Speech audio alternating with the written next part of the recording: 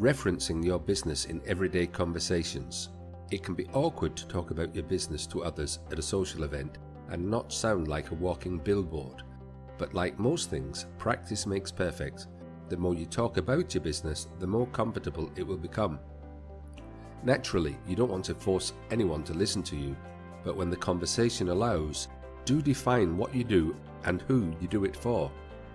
First things first, you need to know in your own mind what you do and who you do it for. Knowing why you do it helps too. If you can talk to people about your customers and not about yourself, you'll endear yourself to them more.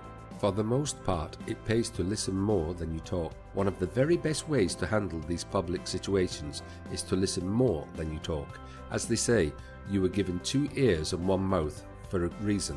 Listen twice as much as you speak. When you do that, even if you then talk about your business when you are able, no one will think you are pushy.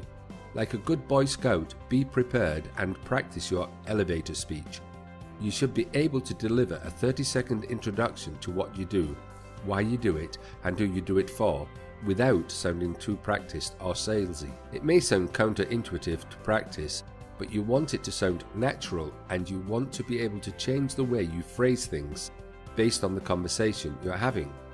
Keep your ears open and listen for pain points. Whenever you are talking to people about your business and you realize that you are talking to a potential ideal customer, listen carefully for their pain points so that you can capitalize on that knowledge later.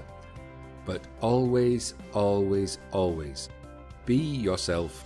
In all social situations, it's very important that you are genuinely true to yourself. If you try to be someone else, it will come through as fake. You want to be seen as trusted, and the best way to do that is to be true to yourself and be yourself. You should always be proud of your business. If you're not in a business that you're proud of, then that is a problem. But more than likely, you are proud, but you may have a habit of saying, I'm just a whatever, which is always a mistake. You're not just a whatever anything. You are important and successful. Never stop trying to educate yourself about your industry.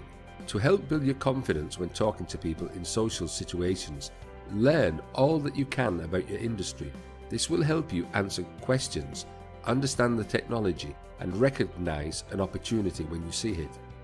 Telling people about your business without it seeming like you're pitching to them is an art, and you will need to practice to get it right. If you are proud of what you do, it will shine through and not seem like you're trying to trick anyone or make a sale.